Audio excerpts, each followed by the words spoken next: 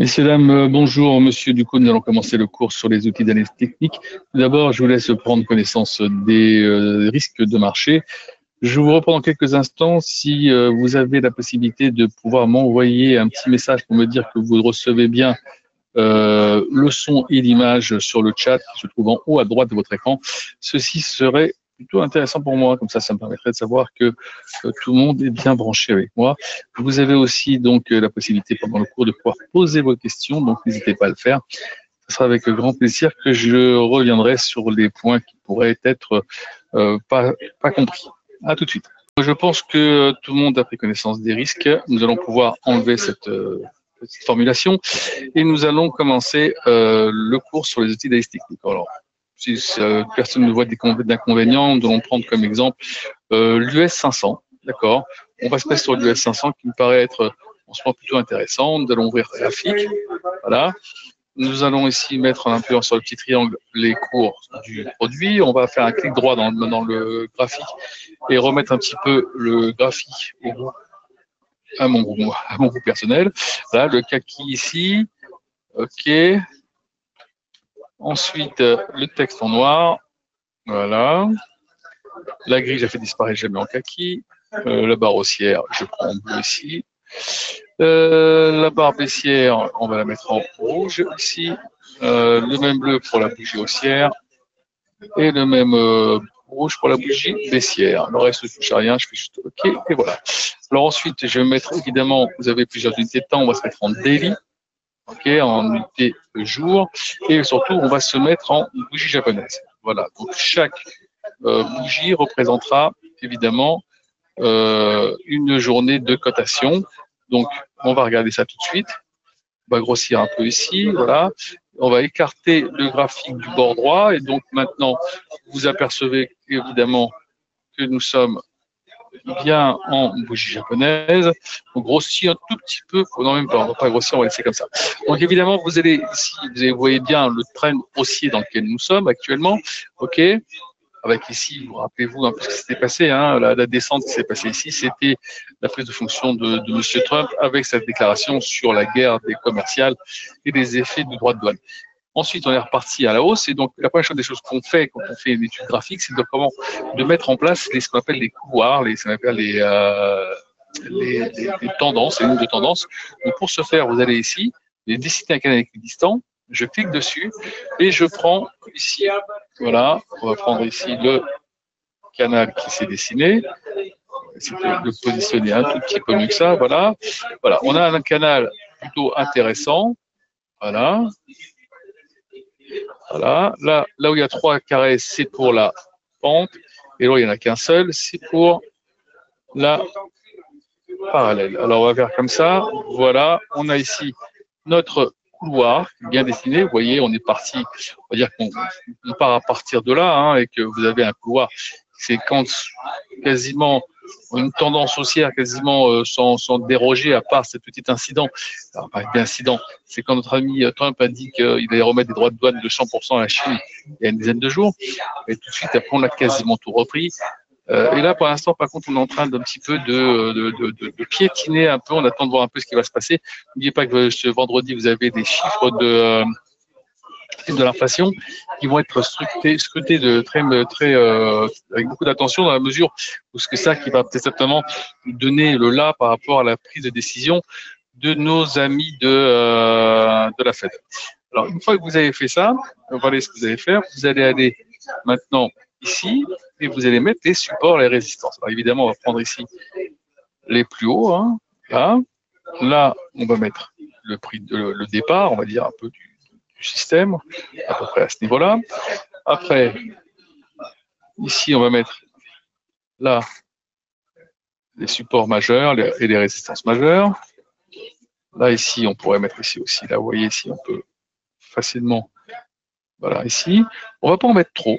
Mais je vais dire pourquoi, parce que maintenant, on va utiliser tout à l'heure Fibonacci. Je veux dire que Fibonacci va faire une grande partie de ce travail, à savoir de prendre en compte tous les points importants des retracements. Donc voilà, on va laisser comme ça pour l'instant et on va avancer. Maintenant qu'on a mis ça en place, on commence déjà un petit peu à voir comment ça se comporte, on va pouvoir commencer à mettre ce qu'on appelle des insertions d'indicateurs. Donc on fait insertion, indicateur, on va dans Trend, on va dans Bollinger Band, là je vous laisse le temps de regarder. Et après, vous cliquez dessus, vous avez les bandes de Bollinger, vous touchez à rien ici au niveau de la programmation, vous avez la couleur, vous choisissez la couleur que vous voulez, et la grosseur du trait. Ensuite, vous faites OK, et les bandes de Bollinger, évidemment, viennent se mettre directement dans le graphique, et vous voyez, elles sont bien dans le couloir qui sont dessinées ici. On va peut-être un petit peu, voilà, le grossir, ça vous voyez mieux. Voilà, donc ici, c'est quoi les bandes de Bollinger? C'est une moyenne mobile de 20 jours, au milieu, sur laquelle on va calculer les écarts types qui vont nous donner ici, vous voyez, les deux courbes qui entourent la moyenne mobile des 20 jours. Et donc, qu'est-ce qui se passe? Normalement, quand on vient taper le haut de la moyenne mobile des 20 jours, on redescend. Quand on tape le bas, on remonte. C'est la plupart du temps, c'est ce qui se passe et qu'on voit à chaque fois, qui se réalise à chaque fois qu'on le fait. Donc, c'est pas toujours le cas, mais à 75% des fois, c'est le cas. Par exemple, ici, vous voyez, on tape, mais on monte tout le temps. Alors, c'est vrai, on a un petit peu de difficulté, mais à chaque fois, on arrive à marquer des plus hauts. Donc, quand on a une tendance bien marquée, c'est-à-dire que ce soit à la hausse ou que ce soit à la baisse, ok, la bande de Bollinger ne vous donne pas le signal de retour. Dans un marché normal, dans un marché où il n'y a pas de pression ou de nouvelle particulière, vous allez toujours avoir ce genre de retour. On tape en haut, on descend, on tape en bas, on remonte, et on fait ce genre de mouvement quasiment à 70-75% des fois. D'accord? C'est pour ça qu'on ne peut pas utiliser ce système en permanence et comme seul référent. Donc maintenant qu'on a mis en place les bandes de Bollinger, on appuie sur insertion, indicateur, et on va aller chercher dans oscillateur les fameuses Relative Strength Index, c'est-à-dire les RSI.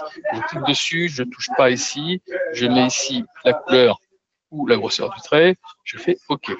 Et là, maintenant, vous avez les RSI qui viennent se mettre sur le truc, sur le graphique. Je baisse un peu parce que je veux pas que ça prenne trop de place. Qu'est-ce que c'est que les RSI? En fait, les RSI, c'est un rapport entre les moyennes des hausses et les moyennes des baisses des 14 derniers jours qui va vous donner ce petit graphique et qui va aussi entre 0 et 100. Alors, quand on est proche des 70 ou au-dessus, marché en surachat. Quand on est proche des 30 ou en dessous, pardon, marché en survente.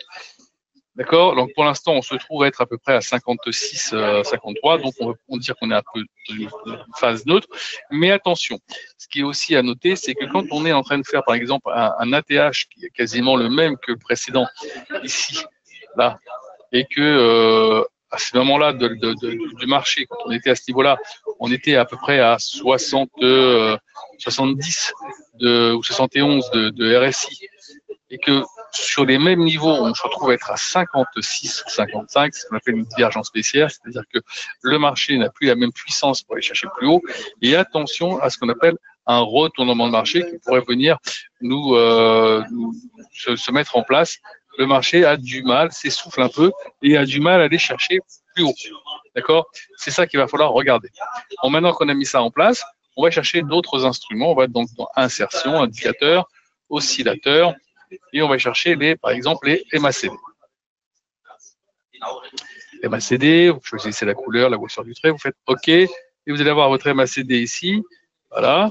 Alors, qu'est-ce que c'est que les MACD? Les MACD, en fait, c'est deux moyennes mobiles exponentielles de 12 et 26 jours qui vont vous donner la possibilité de pouvoir, on va dire, interpréter les cours de façon un petit peu différente des moyennes mobiles classiques.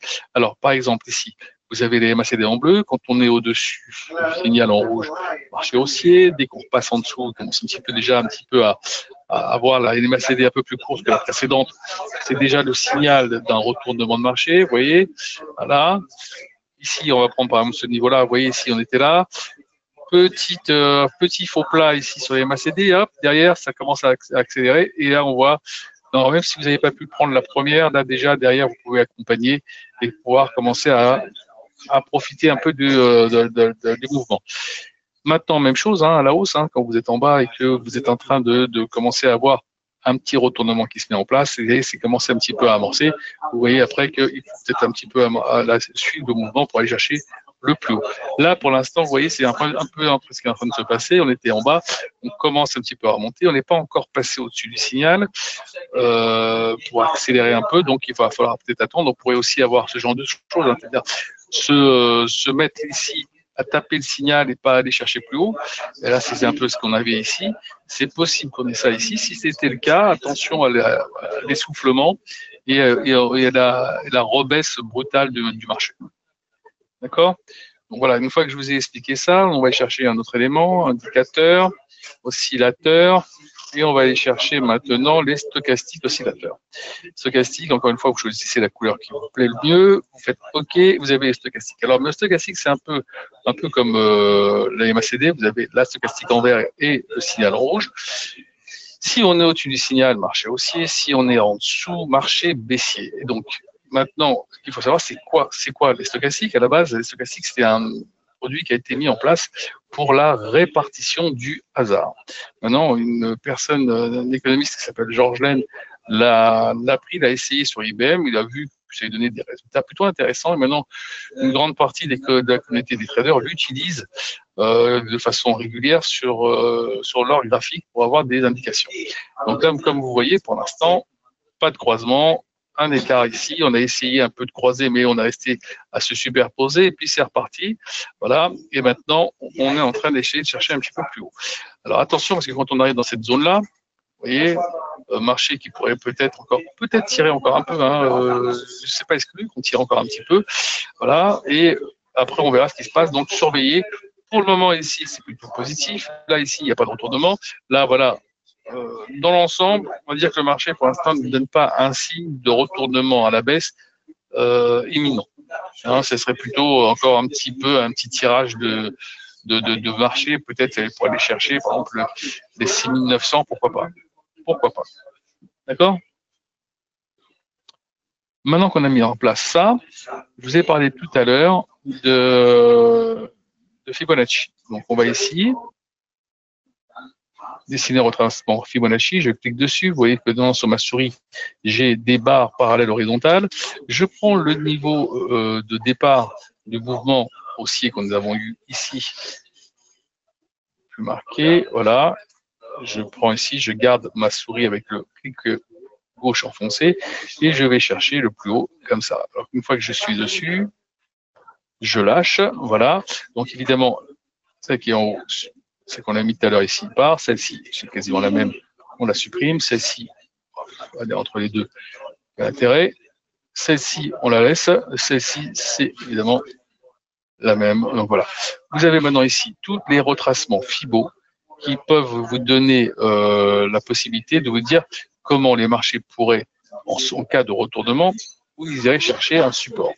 Donc si là, ici, on devient un petit peu à se retourner, là, ici, vous aurez le premier support ici à 6570 à peu près, qui est, on voit bien, impeccable. Il est juste ici, quasiment en plus sur le bas du range. Donc voilà, c'est plutôt intéressant d'avoir tous ces points-là. Alors maintenant, quand vous avez mis ça en place, vous pouvez maintenant mettre des 2-3 moyennes mobiles que les gens regardent le plus, parce que c'est intéressant de les avoir. La première, c'est la 200 jours, on va la mettre ici. Voilà, elle est assez loin. Hein. Moyenne mobile 200 jours, quand même, il y a longtemps qu'on n'est pas venu la chercher ou passer en dessous. Hein. Regardez, il faut remonter à quel niveau. On est repassé en dessous, évidemment, quand M. Trump avait parlé qu'on avait cassé. Bon, après, on l'a remonté assez rapidement avec l'académie organisée par M. Trump pour dire, en fin de compte, voilà, on va pas faire toutes ces annonces, ne produiront pas d'effet.